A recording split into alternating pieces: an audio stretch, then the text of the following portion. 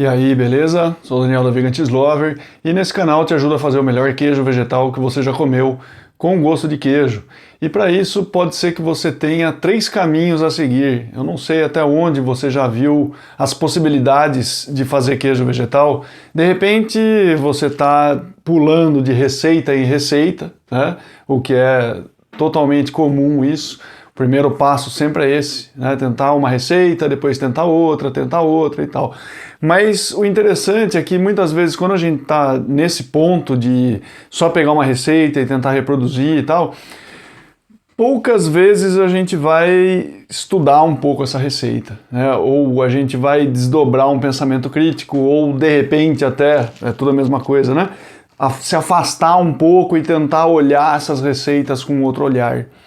Isso já é um pouco mais difícil de acontecer num primeiro momento. Depois que você está cada vez mais imersa nesse mundo, vai ser natural você começar a perceber algumas coisas que acabam por coincidir em algum tipo de receita, né? Algumas grandes diferenças que surgem entre outras receitas e tal.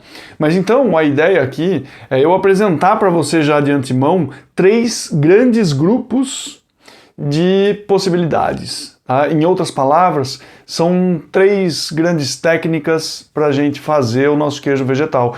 E depois que você perceber essas 3 técnicas que eu vou falar aqui, é possível que nas próximas vezes que você for reproduzir algum queijo vegetal, você consiga encaixar a receita que você está fazendo em uma dessas técnicas. Então, isso já é um primeiro passo para você começar a perceber que os queijos vegetais, primeiro, tem uma diversidade muito grande, e essa diversidade ela se dá por vários fatores, né? Ingrediente e tal, mas pelas técnicas também, ou seja, pela maneira que você vai fazer ele. Tá? A técnica ela vem disso daí, do jeito, né? Como que eu vou fazer? Qual vai ser o meu ponto de partida? Então, um primeiro ponto de partida, e talvez você já tenha visto isso, que na minha opinião, eu acho que é a maior parte das receitas hoje em dia na internet que você for procurar, ela vai vir dessa técnica, que é você fazer um creme, né, mais ou menos, você vai partir, a mistura que você vai fazer, ela vai ter mais ou menos uma consistência mais cremosa, tá? E isso daí vai ser aquecido. Por quê? Porque dentro dessa mistura vai ter alguma goma, vai ter algum espessante, vai ter algum geleificante que precisa de temperatura para que ele possa ser ativado e então ele dá uma consistência para esse queijo vegetal. Normalmente estamos falando de queijos vegetais não fermentados. É possível fermentar esse tipo de queijo vegetal também, mas isso daí já é uma outra conversa, tá? Mas é possível sim. Mas de qualquer forma, esse ponto de partida, ele vem então para que fique pronto logo. Né? Esse espessante, essa goma, esse geleificante vai fazer com que você encurte o tempo de processo para que você possa ter ele pronto mais rápido. Maravilha, então esse é uma técnica a ser desenvolvida, né?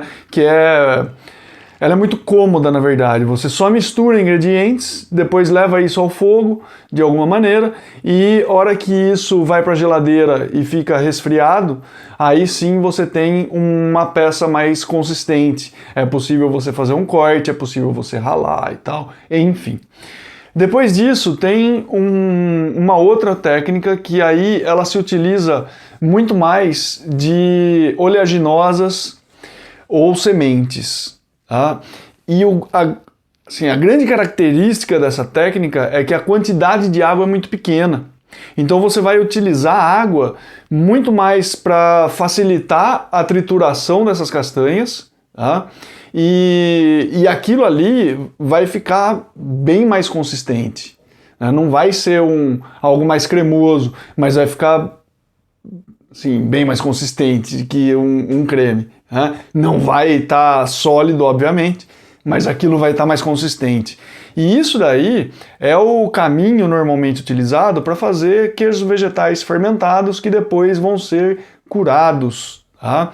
Então você parte disso, é pegar castanhas, é pegar sementes, triturar isso daí com um pouco de água. Ah, mas eu tenho, olha só a dúvida que pode surgir, hein? De repente você pode falar assim, ah, mas eu tenho um triturador que ele é ótimo, ele é violento mesmo, e eu consigo triturar só castanha sem colocar água. É melhor isso? Depende do seu objetivo, né? Para fazer um queijo vegetal fermentado e depois maturado, eu acho que não. Tá? Eu acho que faz sentido sim colocar um pouco de água, mesmo que o seu triturador seja excelente. E por que isso? Porque as bactérias elas vão precisar de água, né, para poder fermentar. Às vezes só aquela castanha triturada, você fica num meio muito denso e as bactérias elas têm uma dificuldade muito maior de fermentar. Tá? Então, às vezes, é necessário ter uma quantidade de água um pouco maior. E fora que o processo de cura é um processo de secagem. Se você já parte com uma baixíssima quantidade de água ou, né, só a água da hidratação, pode ser que você tenha dificuldades depois na hora de maturar, vai ter rachadura, ele vai ficar muito seco e tal, ou seja, vários problemas que podem surgir daí. Então esse é o segundo caminho que você pode seguir através de uma trituração de sementes ou de oleaginosas. E depois, um terceiro caminho ainda, aí de repente você pode estar se perguntando, né, mas qual que seria o terceiro, né? Já foi esses dois aí que eu já vi até, tem mais um ainda? Tem. Né? E esse ele está mais próximo ainda da queijaria tradicional, que é você partir de um leite vegetal e a partir do leite vegetal você construir o seu queijo vegetal.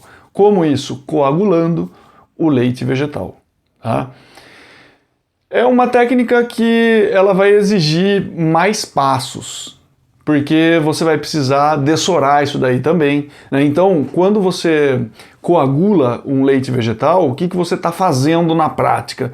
Você está colocando algum ácido ali, ou algum ácido vai ser criado, um ambiente ácido vai ser criado, que vai favorecer a união de proteínas, né? Vai formar coágulos, que são proteínas juntas ali, né, que estão se formando. E depois, o que você precisa fazer? Separar esse aglomerado de proteínas do soro. Tá? Então, por isso que vem o processo de dessora. Você vai escorrer isso daí de alguma forma que você precisa pensar aí depois para fazer. Agora, isso daqui, você pode, de uma certa maneira, tentar já na sua casa. Tá? Só para começar a ver como que isso daí se comporta. Então, que tipo de leite vegetal você pode pegar? Sim, eu vou dar dois exemplos e um dos dois vai ser fácil de você ter. Tá? Ou um leite de amêndoas ou um leite de soja, que tem uma alta carga de proteína, que não seja adoçado também, preferencialmente. Né? Então, o que você faz? No começo, não pega 1 litro inteiro, vou fazer 1 litro e tal. Não, vai com calma. Pega aí 150 ml, tá? De repente. Você pega 150 ml e depois do seu probiótico que você tem aí, independente de qual seja, porque a gente quer ver o desenvolvimento disso e você perceber até a própria fermentação acontecer. Né? Sentir aquele gostinho de fermentação num coalho de um leite vegetal. Você pega esse probiótico, coloca 1, 2 colheres de sopa ali e deixa ele da noite pro dia. Dia seguinte você vê e você vai perceber que a consistência é outra. Esse é que é o mais interessante. E a hora que você perceber essa consistência diferente aí que você vai experimentar. Vê, a hora que você enfiar a colher ali e tirar, a colher vai ficar marcada até. Tende a ficar marcada, né? Em outras palavras, se só chegou nesse ponto aí, o que você fez? Um iogurte. Olha só que interessante. Né? E depois desse passo, você dessoraria, curaria e tal, mas isso pode ser conversa para um outro vídeo. E no fim das contas, depois que você fizer essa experiência, você me conta qual foi o seu resultado.